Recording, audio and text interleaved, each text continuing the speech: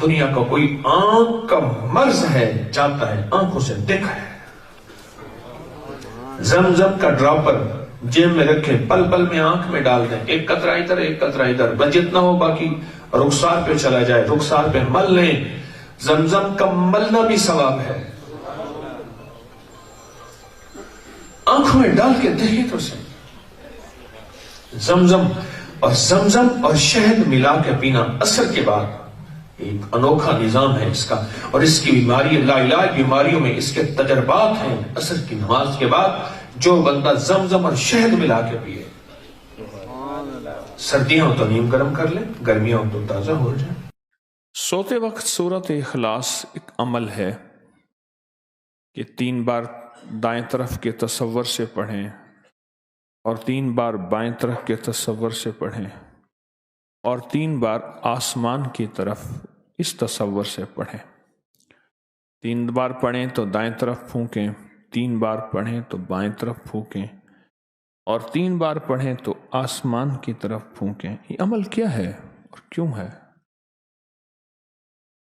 سب سے پہلے تو ایک لفظ یاد رکھیے گا کہ تجربہ دلیل کا محتاج نہیں ہوتا۔ تجربہ دلیل کا محتاج نہیں ہوتا۔ کیا ہر تجربے میں پوری دلیل دی جائے؟ تجربہ یقین کا محتاج ہوتا ہے۔ تجربہ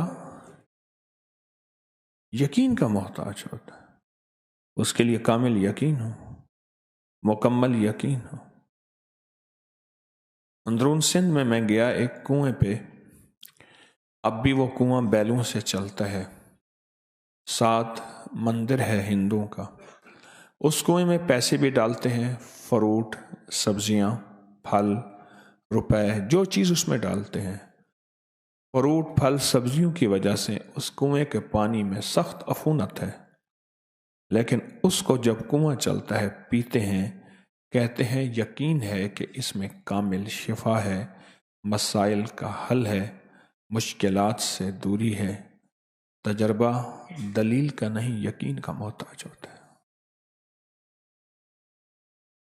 سورۃ اخلاص، مشرکین نے پوچھا کہ اللہ کے حبیب سے آپ اپنے رب کا تعارف کروائیں۔ وہی رب مشرکین کا بھی ہے، کفار بھی اسی رب کو مانتے تھے، پر کہتے تھے آپ کا رب کیا ہے جو آپ کہتے ہیں، اس کا تعارف کیا ہے؟ تو اللہ پاک نے یہ لفظ ان کے سنا تو جبریل آئے اور سورۃ اخلاص لائے کہ میرے رب کا یہ تعارف ہے۔ احد بھی ہے، صمد بھی ہے، لم یلد ولم یولد بھی ہے، اور ولم یکن لہ کفوا۔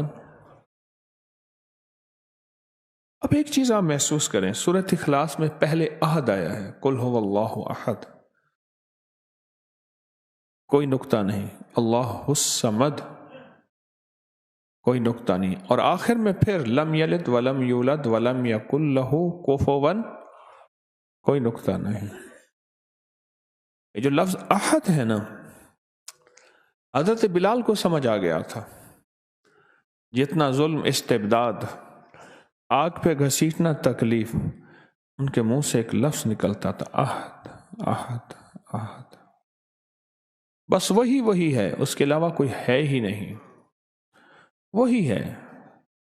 یہ جو وحدانیت اور احد ہونا ہے، یہ شیاطین اور جنات اور خبائث کو کھا جاتا ہے، وہ احد ہے۔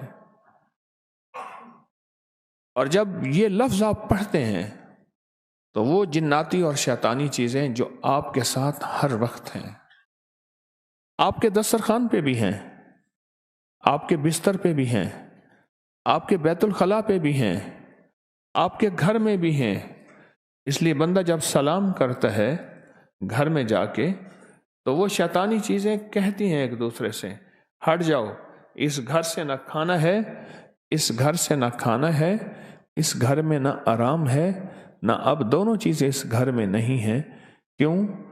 ایک حیرت انگیز طاقتور نام اللہ جل شانہ کا لیا جاتا ہے، جس سے وہ شیطانی چیزیں ہٹتی ہیں اور دور ہو جاتی ہیں۔ اس لیے زندگی میں سورۃ اخلاص پڑھنے والا وہ شیطانی حملوں سے محفوظ، شیطانی حملوں سے محفوظ، برے خواب سے محفوظ، بری موت سے محفوظ۔ ہاں، ایسی موت جو غفلت سے آ جائے۔ کتنے لوگ سوئے پھر نہ اٹھ سکے، کتنے لوگ سوئے پھر واپس نہ آ سکے، اور سورۃ اخلاص اور سورۃ اخلاص کے ساتھ جو موکلات اور فرشتے ہیں وہ اس بندے کے دین، ایمان اور دل کی روشنی کو قائم رکھتے ہیں۔ اس لیے قبر والوں کے قریب کلمے کے بعد جو سب سے بہترین، مبارک اور معتبر اور مستند اور بابرکت نورانیت چیز سورۃ اخلاص ہے۔ درود پاک بھی ہے، سارا قرآن بھی ہے، سارے اللہ کے نام بھی ہیں، پر سورۃ اخلاص قبر والوں کو بہت اچھی لگتی ہے، اور قبر والوں کو بہت مرغوب ہے، اور قبر والوں کو بہت محبوب ہے، قبر والوں کو بہت محبوب ہے سورۃ اخلاص۔ کیوں؟ سورۃ اخلاص میں اصل اللہ ہی اللہ ہے، اور یہ اللہ کا تعارف ہے، اور 100% تعارف ہے۔ کیوں؟ زندگی میں 100 سہارے، 100 آسرے ہوتے ہیں، موت کے بعد صرف ایک ہی آسرا ہے۔ وہ آسرا ہے لا ملجا ولا منجا من اللہ الا الیہ۔ مولا سارے چھوڑ گئے، سارے چھوڑ گئے، اب تو ہی ہے اور تو ہی ہے۔ اپنے پیاروں کو سورۃ اخلاص کا ہدیہ کبھی نہ بھولا کرے، کبھی نہ بھولا کرے۔ اس دنیا سے رخصت ہو جانے والوں کو کبھی نہ بھولا کرے، ان کو اخلاص کا ہدیہ دیا کریں، ان کو اعمال کا ہدیہ دیا کریں، درود کلمے کا ہدیہ دیا کریں، کلمے کا ہدیہ دیا کریں۔ میرے پاس سینکڑوں واقعات ہیں، میں انہیں سینکڑوں ہی کہوں گا، ہزاروں اگر کہہ دوں تو شاید میں مبالغہ نہیں کروں گا کہ جی آپ کے والدین کو ہدیہ کیا، یہ عمل ہدیہ کیا، یہ عمل ہدیہ کیا، یہ عمل ہدیہ کیا، ہمارے کام بن گئے۔ اصل میں وہ اعمال کا ہدیہ اللہ کی بارگاہ میں پیش ہوتا ہے، اور اللہ پاک خوش ہو کے اللہ کو اس کے کام بنا دیتا ہے۔ کام کون بناتا ہے؟ اللہ بنا دیتا ہے۔ کہ آپ کے والدین کو ہم مسلسل یہ ہدیہ کر رہے ہیں، آپ کی ہمشیرہ کو مسلسل یہ ہدیہ کر رہے ہیں۔ یہ سورۃ اخلاص سوتے وقت پڑھنا، دائیں طرف حیرت انگیز موکلات ہوتے ہیں، حفاظت ان کے ہاتھوں میں غرز ہوتے ہیں، اور جو جناتی شیطانی چیز وسوسوں کی شکل میں کسی بھی شکل میں آتی ہے، اللہ پاک اس کا نظام بہتر کر کے اس کی حفاظت کرتے ہیں۔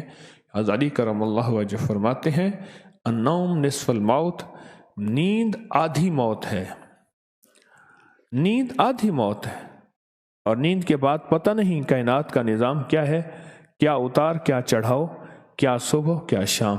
سورۃ اخلاص اس کو سنبھالتی ہے۔ سورۃ اخلاص حفاظت کے لیے چھاؤں بن جاتی ہے، پرندہ جیسے بچہ اس کے لیے پر بن جاتی ہے، اور سورۃ اخلاص حفاظت کا انوکھا نظام بن جاتی ہے۔ سورۃ اخلاص، سورۃ اخلاص تاثیر ہے اور مٹھاس ہے، اور ایک چاشنی ہے۔ آپ کہیں گے کیسے؟